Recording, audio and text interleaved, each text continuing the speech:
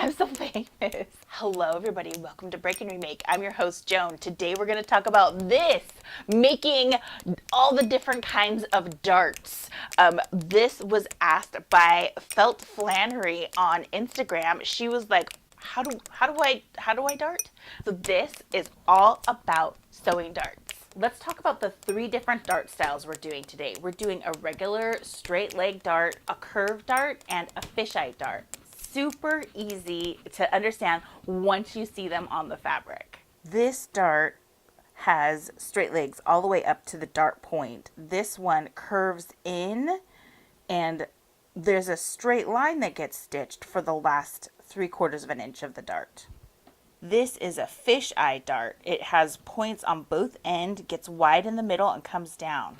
I did my dart samples with Sharpie pen. Don't ever do them in Sharpie. I did it so you guys could see them. And I did little swatches, but I'll give you guys examples after we're done. To get your dart perfect, you need to fold your fabric in half at the dart lines. I like to draw the center line of the dart. Not often do you get that when you're doing a commercial pattern. So do your best to just fold it, and then let me show you the trick. Make sure your dart is folded what you can guess as in half. The trick to getting your darts perfect is to stab it through the dart leg and make sure, oh no, see, I'm way off. So I need to pull the pin out, readjust. I'm going to slide this fabric this way. I'm going to readjust the rest of my fabric, and then I'm just going to keep pinning. Again, I'm just going to make sure that this pin stabs through both dart legs. You can see my pin went through straight. You just keep doing that all the way up your dart leg, adjusting the top of it as you go. Go slow, be careful, pin it nice. Got my dart all set up. I'm doing the same thing. Just manipulating it. I started in the middle and I'm working my way either side. Go ahead and do this same method on all your darts, and then we can sew them up. I like to expedite. I like to do all my pinning and then all my sewing all at once. All my darts are pinned. They're like tiny little weapons. So I'm ready to sew them. I'll show you how to sew them. It's easy peasy lemon squeezy. You always want to start. Now, I was taught this in fashion school, so this is how I was taught.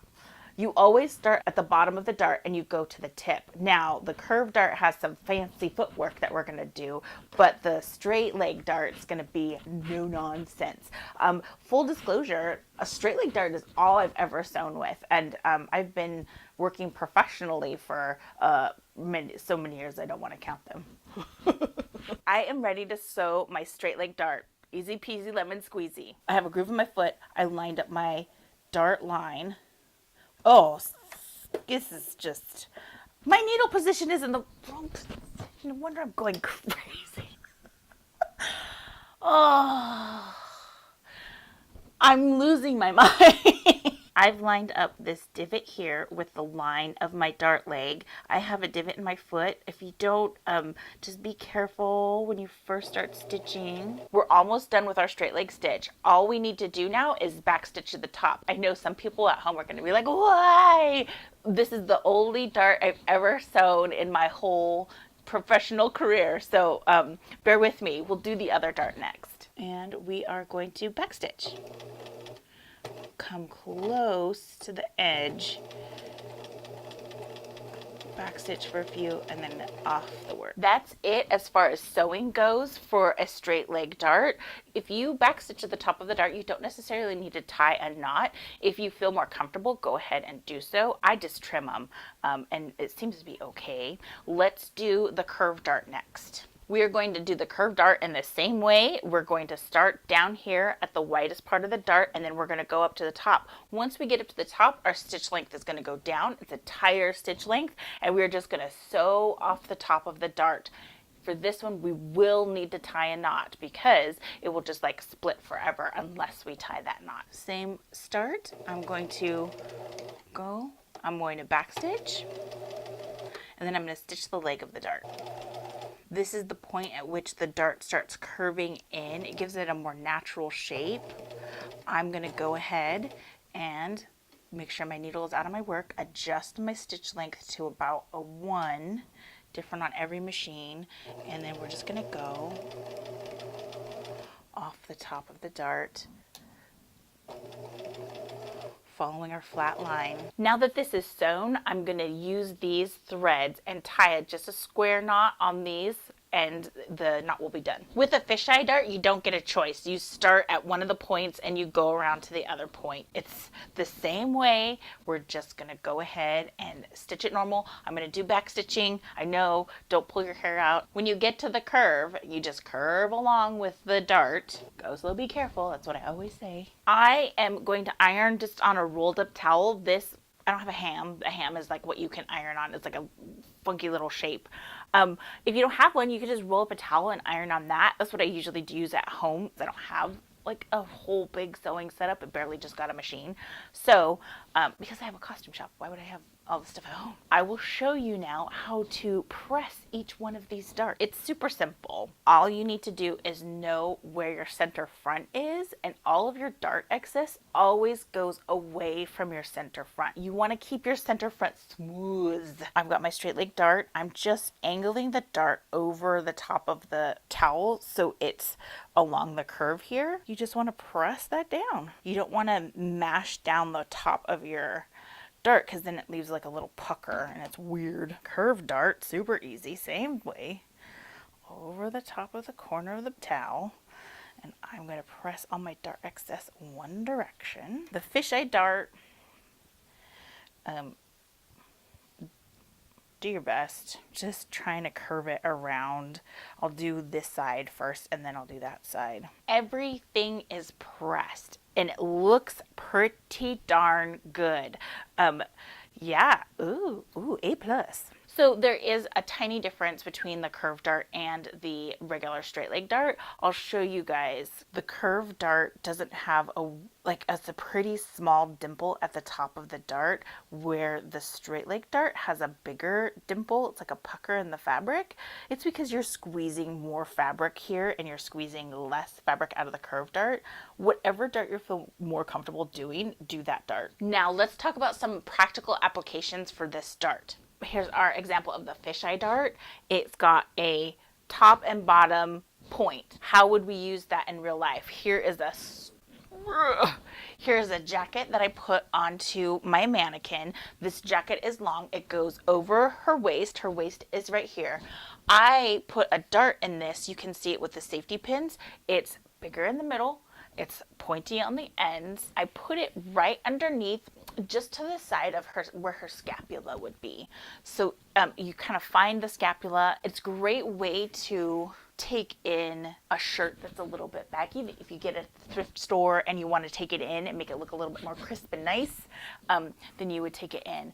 This shirt is actually too big for this mannequin, so I wouldn't necessarily use this. I'd be like, okay, get a smaller shirt or don't do this. But you kind of find, here's like where her scapula would be on this side. Same thing. I would just pin it out and see where it needs to be taken in. Super easy. For regular darts that have a wide bottom and a pointy top, that is just for a bodice that ends at the waist. This bodice fits me. My darts are here. The wider part is at the bottom. The pointier part is towards my bust. The widest part of my dart is down here. Here's my dart point. My bust is here. This is my excess. I folded it all to the outside. This is about my waistline, so we can see how this little dart goes into the bodice. The curvy darts feel like more bespoke, so I have to move these darts anyways. I should put curved darts in there. When I do, I will show you on Instagram. Follow me at Break Remake, and you can see my curved darts. I asked people to give me their questions on Instagram, and this is some of the replies I got. Prissy _Luhan _0.0. Hi, Priscilla. She asked me, does the neckline affect your dart? If you are manipulating this area below your bust shouldn't be affected unless it was a deep plunging V. She also asked, how many darts is too many? I think that's a personal design question. If you have a lot of darts, maybe like pin tucks, we talked about pin tucks, Prissy, you know. If you have pin tucks, those can kind of act like a dart. It just depends on what you want aesthetically. I've seen blouses with 2 darts. I've seen blouses with no darts and then they're just like loose. A 2-dart bodice is pretty standard. A single dart bodice is like what you would use to like manipulate your own patterns. It's just up to you. It's a design choice. The other question I got was from Grizzly_Lung. I love that one on Instagram. How do you dart without a mannequin? Oh, this is when you need to get your crafty friend over to your house and ask them to dart it for you while you're wearing it. You need to wear the thing that you're gonna put on your body. So you have to have another person do it. I would recommend buying lunch for your crafty friend and having them help you. Or you can ask your local Sovac if they have a sewing night and then sneak in and ask someone there to be your crafty friend to fit it on you. What's an easier dart, on the side or on the bottom? Completely up to you. I personally, when I draft patterns, I like to have a dart in both places. It just makes it easier to manipulate. Especially if you have a larger bust that you maybe want more dart uptake in certain areas to shape your garment a little better. It's all about shaping your garment. What looks best? Sorry, I don't have a straightforward answer. I wish I could like wave a magic wand and be like this one. But it's what looks best. Let me know in the comments if you have any questions about darts. I'll try to help you. It's super visual, like showing you how to do this, but I'll try to help you as best I can. Alright, everybody, thank you so much for watching. If you like this video, give it a thumbs up and subscribe for more eco-friendly DIYs. We'll save the world by making things. We'll see you next time. Bye. How many years have I been working professionally? 4. Not 4. Get out of here. I wish I was that young.